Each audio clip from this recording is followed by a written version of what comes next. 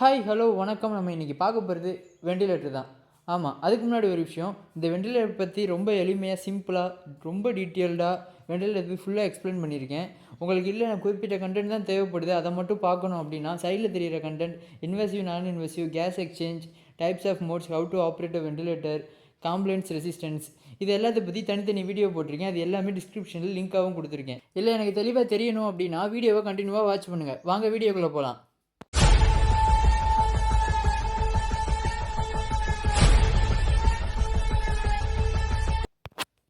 First, வெண்டிலேட்டர்னா என்ன? Ventilator is a mechanical breath கொடுக்குற ஒரு மிஷின். இது ஒரு மெடிக்கல் டிவைஸ். அதாவது நம்ம இன்ஹேல் எக்ஸ்கேல் பண்ண முடியல அப்படின்னா இது நம்மளுக்கு சப்போர்ட் பண்ணும்.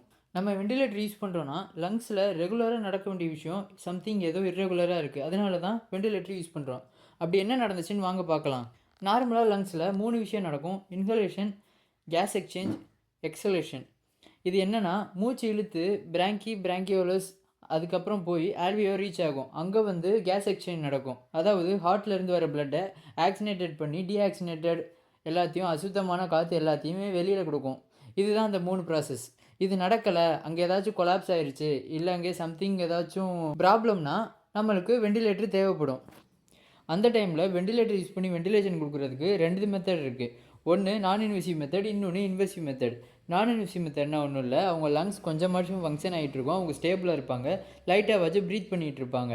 அந்த மாதிரி பேஷண்ட்டுக்கு மாஸ்க் யூஸ் பண்ணி இல்லை நேசல் டியூப் யூஸ் பண்ணி வெண்டிலேஷன் கொடுப்பாங்க. ரெண்டாவது இன்வெசிவ் மெத்தட். இதை தான் வாயில் டியூப் போடுறதுன்னு சொல்லுவாங்க. அதாவது இடி டியூப் போடுவாங்க. இதை போடுறதுக்கு, இன்டுபேட் பண்ணுறதுக்கு சர்டன் ப்ரொசீஜர் இருக்குது.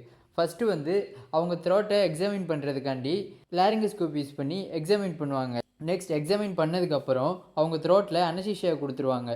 ஏன்னா அவங்கள த்ரோட்டில் எந்த ஒரு பெயினும் டிஸ்டர்பன்ஸும் இருக்கக்கூடாது அப்படின்றதுக்காண்டி. எக்ஸாமின் பண்ணதுக்கப்புறமா ஈடி டியூப் எடுத்து இன்டூபேட் பண்ணிவிட்டு ஈடி டியூப்பில் ஒரு சின்ன கஃப் இருக்கும், அதை சிரஞ்சு வச்சு இன்ஃப்ளேட் பண்ணுவாங்க.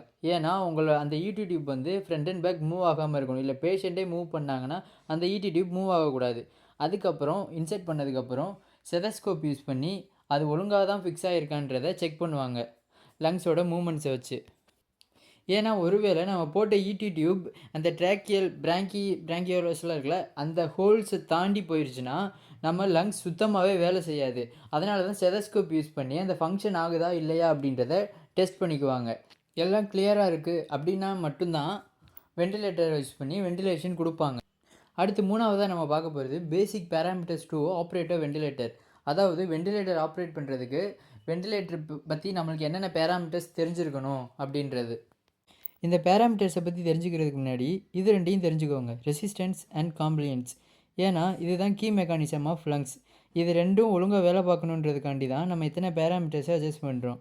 ஏன்னா ஒவ்வொருத்தவங்க பாடி வெயிட்டும் ஒவ்வொருத்தவங்களோட லங்ஸ் கெப்பாசிட்டியும் காற்று உள்ளக்க போகிறதும் டிஃப்ரெண்ட்டாக இருக்கும். அதனால தான் இது ரெண்டையும் பார்க்குறோம். ஃபஸ்ட்டு ரெசிஸ்டன்ஸ்னால் ஒன்றும் இல்லை, அந்த ட்ரேக்கியாக்குள்ளே எவ்வளோ ப்ரெஷரில் எவ்வளோ காற்று உள்ளக்க போகணுன்றது தான் ரெசிஸ்டன்ஸ். ரெண்டாவது காம்ப்ளியன்ஸ்னால் அந்த லங்ஸோட லங்ஸும் எவ்வளோ ஸ்ட்ரெச் ஆகும், எவ்வளோ எலாஸ்டிசியாக இருக்குது அப்படின்றது பார்க்குறதுக்காண்டி காம்ப்ளியன்ஸ் யூஸ் பண்ணுவாங்க. ஃபார் எக்ஸாம்பிள், ஒரு பலூன் எடுத்துகிட்டு எவ்வளோ ஊத முடியுமோ அவ்வளோதான் ஊதணும். அதுக்கு மேலே காற்றை உள்ளே இன்ஃப்ளேட் பண்ணால் அந்த பலூன் வெடிச்சிடும். அதனால தான் இந்த பேராமீட்டர்ஸை டாக்டர்ஸ் ஒழுங்காக செட் பண்ண சொல்லுவாங்க. இப்போ வாங்க இந்த பேராமீட்டர்ஸ் என்னென்னன்றதை பார்க்கலாம். இதில் ஒரு 5 பேராமீட்டர்ஸ் இருக்குது பேசிக்காக. ஃபஸ்ட் ஒன்று டைடல் வேல்யூனா ஒன்றும் இல்லை, ஒரு பிரெத்துக்கு எவ்வளோ காற்று உள்ளக்க போகணும் அப்படின்றது செட் பண்ணுறது. ரெண்டாவது ரெஸ்பிரேட்டரி ரேட், ஒரு மினிட்க்கு எவ்வளோ பிரெத் அவங்க எடுக்கணும் அப்படின்றது செட் பண்ணுறது. மூணாவது FiO2, fraction of inspired oxygen. இது எவ்வளோ ஆக்சிஜன் பேஷண்ட் சர்க்கியூட்குள்ளே போகணும் அப்படின்றது செட் பண்ணுறது.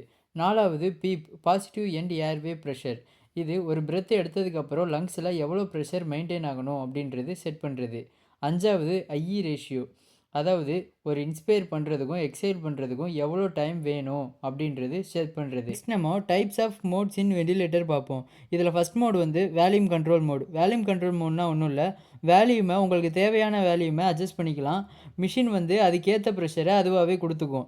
நெக்ஸ்ட் வந்து ப்ரெஷர் கண்ட்ரோல் மோட். இதில் நீங்கள் ப்ரெஷர் அட்ஜஸ்ட் பண்ணிக்கலாம். அந்த ப்ரெஷருக்கு ஏற்ற எவ்வளோ காற்று வேல்யூம் போகணுமோ மிஷின் வந்து அதுக்கேற்ற மாதிரி கொடுத்துக்கும். நெக்ஸ்ட் வந்து சிங்க்ரனைஸ்டு இன்டர்மீடியேட்டன் மேண்டட்டரி வெண்டிலேஷன், SIMVன்னு சொல்லுவாங்க. இது வந்து பேஷண்ட்டை வந்து ப்ரீத் பண்ண அலோவ் பண்ணும். எப்போ பேஷண்ட் ப்ரீத் பண்ணலையோ அப்போது மிஷின் டோட்டல் கண்ட்ரோலையும் எடுத்துக்கிட்டு பேஷண்ட்டுக்கு வெண்டிலேஷன் கொடுக்க ஆரம்பிச்சிடும். நெக்ஸ்ட் வந்து ப்ரெஷர் சப்போர்ட் வெண்டிலேஷன். இந்த மோடில் என்ன பண்ணுன்னா பேஷண்ட்டை ப்ரீத் பண்ண விடும். அப்போது பேஷண்ட் ப்ரீத் பண்ணுறப்போ இன்ஹேல் பண்ணுறப்போ எக்ஸ்ட்ரா ஒரு ப்ரெஷர் வந்து கொடுத்து புஷ் பண்ணி கொடுக்கும் அவங்க வந்து இன்ஹேல் பண்ணுறதுக்கு. இதுதான் ப்ரெஷர் சப்போர்ட் வெண்டிலேஷன். அடுத்து வந்து CPAP, continuous positive airway pressure. இதில் வந்து அவங்களுக்கு கண்டினியூஸாக இன்ஹேல் அப்பையும் எக்ஸ்ஹேல் அப்பையும் கண்டினியூஸாக ஸ்டேபிளாக ஒரு ப்ரெஷர் செட் பண்ணுற ப்ரெஷர் வந்து போய்கிட்டே இருக்கும். அவங்க எக்ஸ்ஹேல் பண்ணாலும் இன்ஹேல் பண்ணாலும் பாசிட்டிவ் ப்ரெஷர் போய்கிட்டே இருக்கும். நெக்ஸ்ட்டு வந்து பைபேப். சிபேப்பு கொஞ்சம் டிஃப்ரெண்ட்டாக இருக்கும். சிபேப்பில் ரெண்டுமே வந்து இன்ஹேலுக்கும் எக்ஸ்ஹேலுக்கும் ஒரே ப்ரெஷரில் போகும். இது வந்து பை லெவலாக போகும். எப்படின்னா இன்ஹேல் பண்ணுறதுக்கு ஒரு ஹை ப்ரெஷரில் போகும். அவங்க இன்ஹேல் எடுக்கிறப்போ ஹை ப்ரெஷரும், எக்ஸ்ஹேல் பண்ணுறப்போ அந்த ப்ரெஷரை கம்மி பண்ணிட்டு எக்ஸ்ஹேல் பண்ண அலோவ் பண்ணும். அதனால தான் இது பை லெவல் ப்ரெஷர்னு சொல்கிறாங்க. அவ்வளோதான். உங்களுக்கு வேறு எதுவும் மோட்ஸ் வேணும்னா கமெண்ட் பண்ணுங்கள்.